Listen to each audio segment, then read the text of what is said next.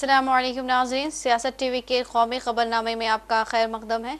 मैं हूँ रेशमा। सबसे पहले नज़र डालते हैं सुर्खियों पर।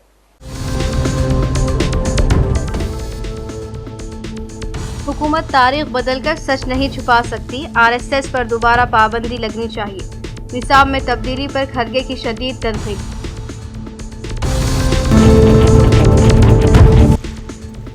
हम कौमी इत्तेहाद को मजबूत करने वाली सरगर्मियों को फ़रोग़ देंगे।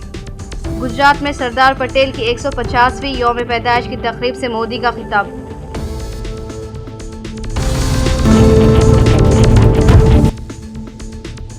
एनडीए के मंशूर पर अपोजिशन का शदीद रद्द-ए-अमल, कागजी वादे और जमहूरियत से फरार की कोशिश करार दिया।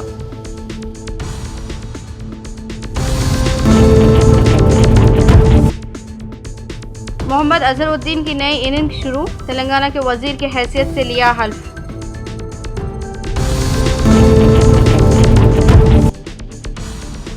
और इंदिरा गांधी की बरसी, कांग्रेस क़यादत का शक्ति स्थल पर खिराज तहसीन। तो ये थी सुर्खियां, पेश है खबरों की तफसील। कांग्रेस सदर मल्लिकार्जुन खड़गे ने आज अपनी रिहाइशगाह पर प्रेस कॉन्फ्रेंस में वजीर आज़म नरेंद्र मोदी और बीजेपी आरएसएस पर सख्त हमला करते हुए कहा कि वो निसाब में तब्दीली करके सच्चाई को छुपाने की कोशिश कर रहे हैं, लेकिन उन्हें ये समझ लेना चाहिए कि सच्चाई को तब्दील या छुपाया नहीं जा सकता।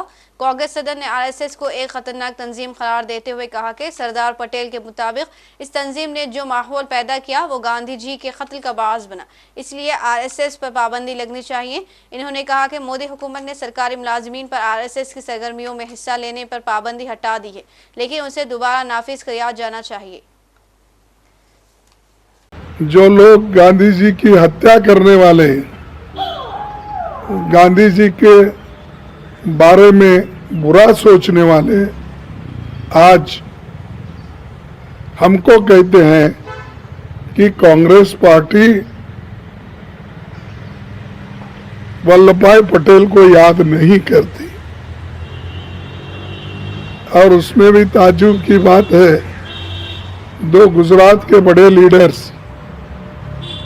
वो कहते हैं, अरे भाई आप क्या कर रहे हैं देश के लिए, वो बोलो। लेकिन हमने तो जो देश को आज़ादी दिलाई, इसके लिए हमने लड़ा। उन नेताओं को ने आप उनके छाती पे गोलियां लगाकर उनको मार दिए, और आज हमको पूछते हैं कि आप वल्लभ भाई पटेल के लिए क्या किए। अरे वल्लभ भाई पटेल जी हमारे पार्टी के एक तो देश को एक बनाने वाले नेता है, दूसरा जो कराची सेशन में अपने फंडामेंटल राइट्स के जो एडवाइजर बन के उन्होंने कॉन्स्टिट्यूंट असेंबली में अपने विचार को रख के उन्होंने सबको संविधान में ये जगह बना के दी। और भी वल्लभ भाई पटेल जी आगे कहते हैं, संघ के अग्रणियों के भाषण सांप्रदायिकता के जहर से भरे हैं। संघ वालों के विश्वमन के कारण ही गांधी जी की हत्या हुई और उसके बाद उन्होंने मिठाई बांटी। सरसंघ चालक गुरु गोलवलकर को भी उन्होंने ये पत्र लिखा। खड़गे ने मजीद कहा कि मोदी की क़यादत वाली एनडीए हुकूमत बैसाखियों पर खड़ी है, लेकिन उनकी हुकूमत मुल्क के पहले नायब वजीर आज़म सरदार वल्लभ भाई पटेल के फैसले को पलटने की कोशिश कर रही है। इन्होंने कहा कि 9 जुलाई 2024 को मोदी हुकूमत ने आरएसएस की सरगर्मियों पर उस 58 साल पुरानी पाबंदी हटा दी जो सरदार पटेल ने सरकारी मुलाजमीन पर आयद की थी। इन्होंने दलील दी कि आरएसएस पर दोबारा पाबंदी लगा दी जानी चाहिए। इन्होंने कहा कि गांधी, गोडसे, आरएसएस और 2002 के गुजरात फसादात से मुतालिक मौज़ूआत को हाल ही में एनसीईआरटी की 3 निसाबी किताबों से हटा दिया गया है। बीजेपी हुकूमत सच को छुपाने की कोशिश कर रही है, जो कि खतरनाक है, लेकिन उसे समझ लेना चाहिए कि सच को छुपाया नहीं जा सकता। ताहम मोदी हुकूमत हमेशा झूठ को सच बनाने की कोशिश करती है और उससे उनके इरादों का पता चलता है। और सरदार पटेल ने आरएसएस पर जो प्रतिबंध लगाया था वो भारत के धर्मनिरपेक्ष और लोकतांत्रिक स्वरूप की रक्षा के लिए था। उन्होंने किया। अब जो नेता देश के हित में ये आरएसएस को प्रतिबंध किया और ये सारी चीजें किताबों में भी आ चुकी थी, लेकिन उनको कोई इसका असर नहीं है।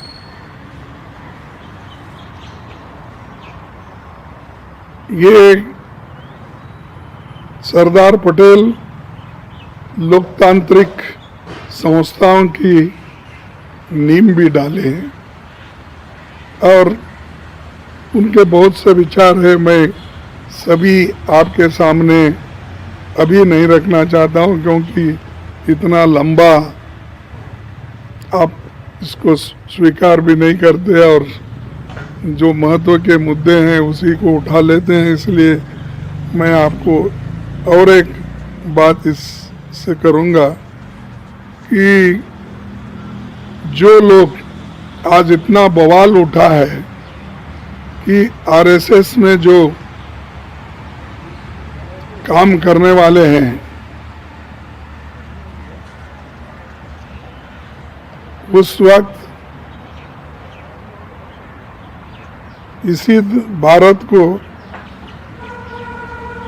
नौकरशाही, जो आरएसएस में काम करके जो गोलवलकर गुरुजी के, हेगड़ेवार के, ये सब विचारधारा को फैलाते थे,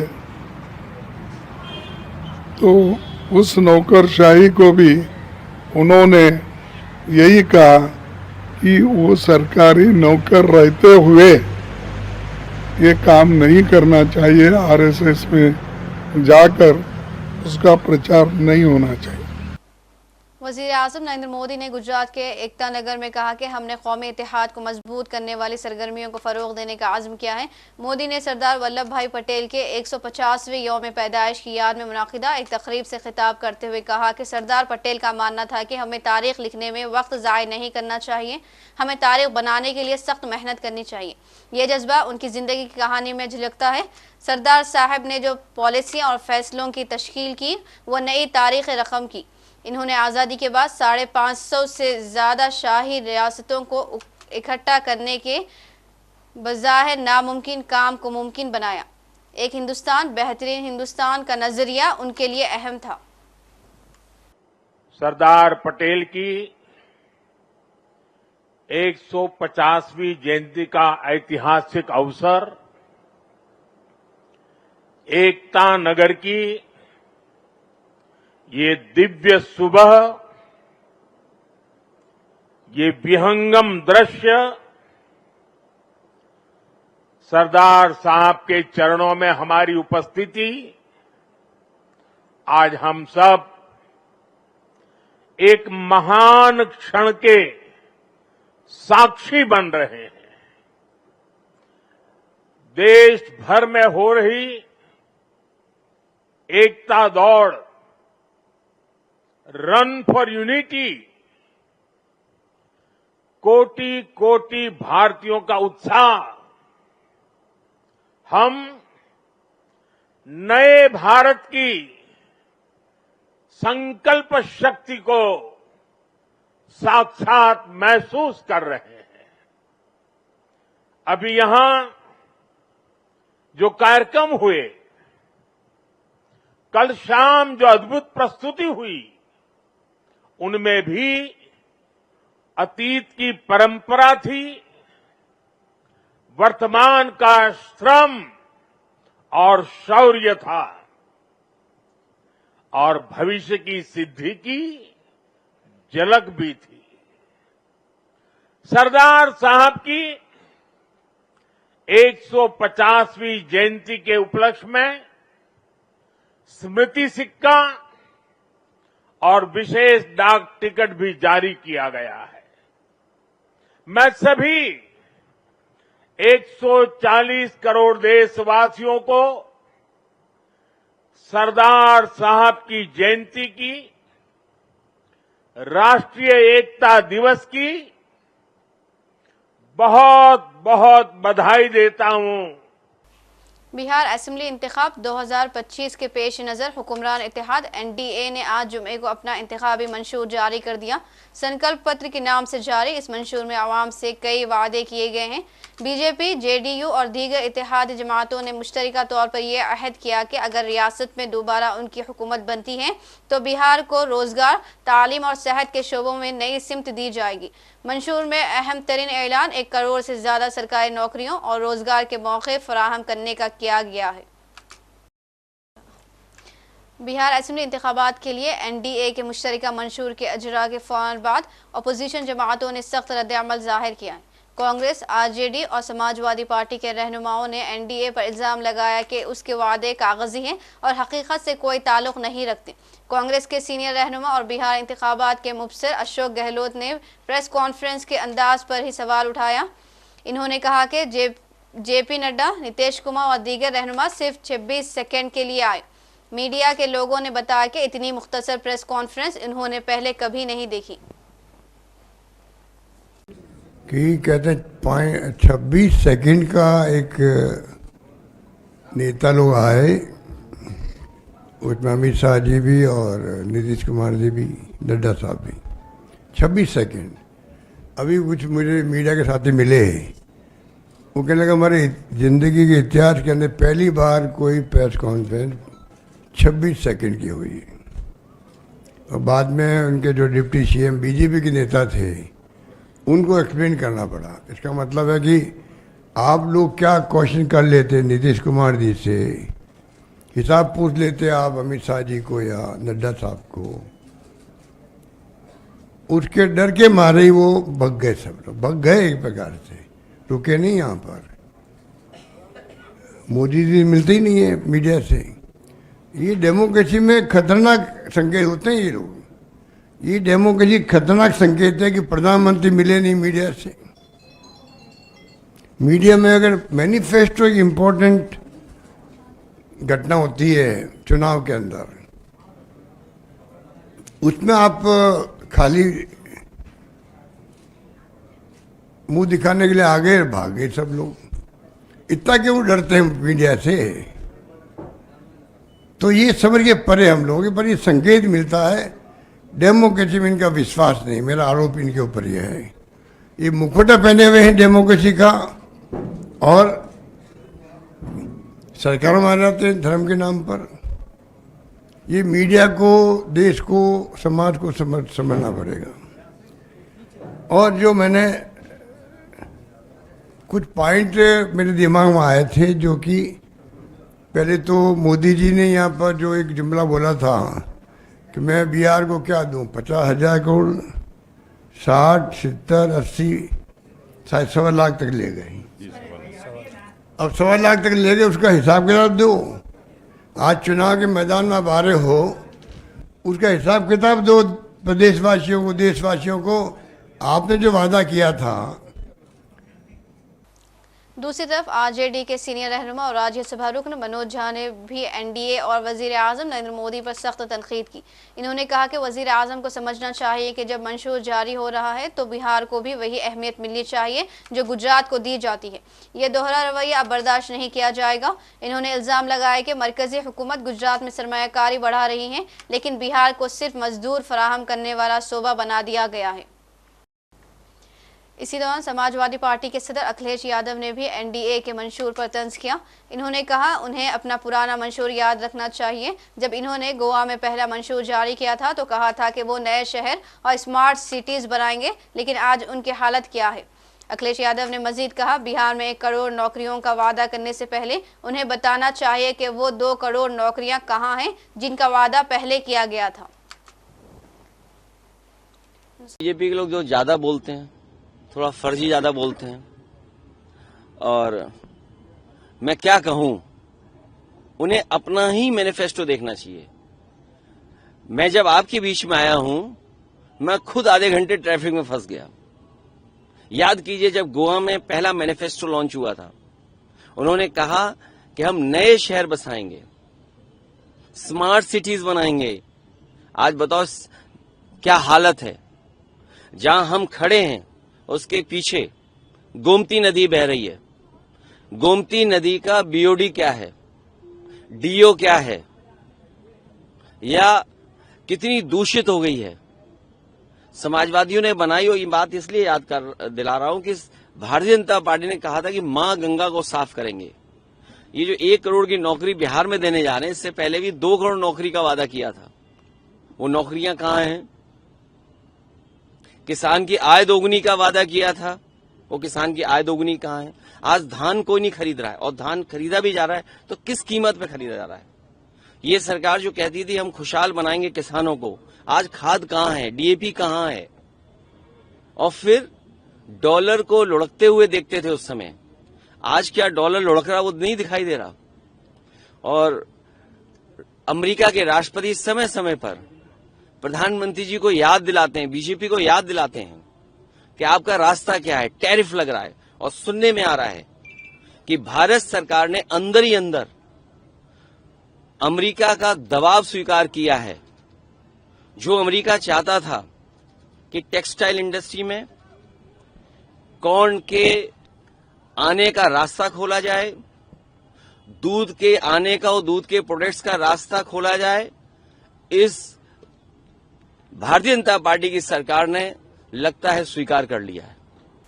हिंदुस्तानी क्रिकेट टीम के साबिक कप्तान और कांग्रेस के सीनियर रहनुमा मोहम्मद अजहरुद्दीन ने जुमे को तेलंगाना काबीना में वजीर के तौर पर हल्फ लिया। हैदराबाद में राजभवन में मुनाकिदा एक बावकार तकरीब में रियासत के गवर्नर जिष्णुदेव वर्मा ने उन्हें ओहदे और राजदारी का हल्फ दिलाया। तकरीब में वजीर आला रेवंत रेड्डी, नायब वजीर आला भट्टी विक्रमार्क, स्पीकर गुदम प्रसाद कुमार, कानून साज काउंसिल के चेयरमैन जी सुखेंद्र रेड्डी और तेलंगाना प्रदेश कांग्रेस कमेटी के सदर महेश कुमार गौर समेत कई अहम रहनुमा शरीक थे। रियासती काबीना ने रवा साल अगस्त में अजहरुद्दीन को गवर्नर के कोटे से कानून साज काउंसिल का रुकन नामूज करने का फैसला किया था।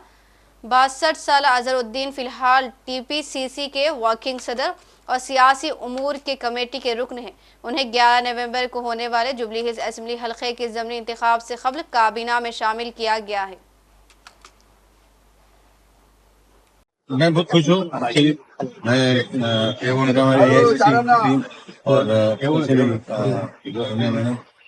जी, प्रियंका जी, खड़गे जी, कृषि गोपाल साहब, मीनाक्षी मैडम और हमारे कुछ चाहिए थे चीफ मिनिस्टर रेड्डी साहब और महेश गौड़ साहब और जितने भी कैबिनेट के लोग हैं। और मैं जहाँ से भी इलेक्शन लड़ा था, मुरादाबाद से भी लड़ा था और सवाई माधोपुर से भी लड़ा था, जुबली हिल्स से भी लड़ा था। उन लोग का जो प्यार और मोहब्बत जो उन लोग ने मुझे सपोर्ट किया है, मैं उनका सबको शुक्रिया अदा करता हूँ। और उनकी दुआओं के वजह से मैं यहाँ पे आया हूँ और शुक्रिया अदा करता हूँ। आप हर बार साथ रहेंगे और इंशाल्लाह। और आज बहुत खुश हूँ, मुझे ये इजाजत मिला है और मैं इंशाल्लाह मेरी तरफ से पूरा अपलिफ्टमेंट ऑफ डाउन ट्रॉडन और नीचे के तबके काम करूंगा और ईमानदारी से काम। सर, ऑपोजिशन के क्रिटिसिज्म को कैसा देखते हैं आप? आपके मिनिस्ट्री को लेकर बहुत सारे क्रिटिसिज्म का है। देखिए, मैं अभी से क्रिटिसिज्म नहीं फेस कर रहा हूँ। मैं जब से खेलना स्टार्ट किया, जब से क्रिटिसिज्म मैं फेस कर रहा हूँ, तो मुझे इतना इसका ज्यादा फर्क नहीं पड़ता। मेरा काम है साहब में काम करना है, उन लोगों का काम है क्रिटिसाइज करना है, वो क्रिटिसाइज करते हैं। उसके बारे में मैं ज्यादा बोलूंगा नहीं, क्योंकि अगर ज्यादा बोलूंगा तो उनको ही ज्यादा और पब्लिसिटी मिलेगी। तो मैं जहाँ पे जो भी लोग बोल रहे हैं, मुझे ये कहना चाहूंगा कि पहले अपने गिरेबान चाट के देखें, उसके बाद में बात करें। कांग्रेस सदर मल्लिकार्जुन खड़गे, पार्लिमानी पार्टी की लीडर सोनिया गांधी और पार्टी के साबिक सदर राहुल गांधी ने जुमे को साबिक वजीर आजम इंदिरा गांधी को इनके 41वीं यौम शहादत पर खिराज अकीदत पेश किया। मिस्टर खड़गे, सोनिया गांधी और राहुल गांधी ने साबिक वजीर आजम को सुबह के वक्त शक्ति स्थल समाधि पर उन्हें खिराज अकीदत पेश किया। खड़गे, सोनिया गांधी और राहुल गांधी ने फूल चढ़ाकर साबिक वजीर आजम को खिराज अकीदत पेश किया।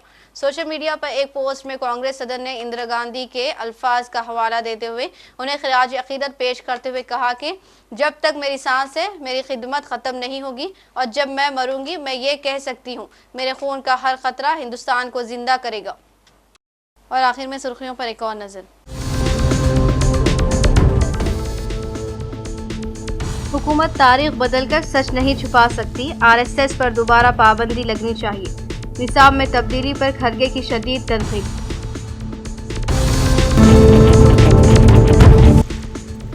हम कौमी इत्तेहाद को मजबूत करने वाली सरगर्मियों को फ़रोग़ देंगे। गुजरात में सरदार पटेल की 150वीं यौम पैदाइश की तकरीब से मोदी का खिताब।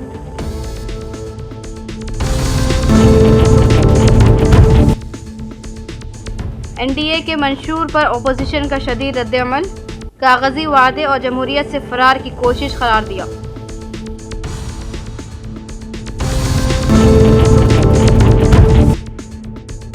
मोहम्मद अजहरुद्दीन की नई इनिंग शुरू, तेलंगाना के वजीर की हैसियत से लिया हल्फ।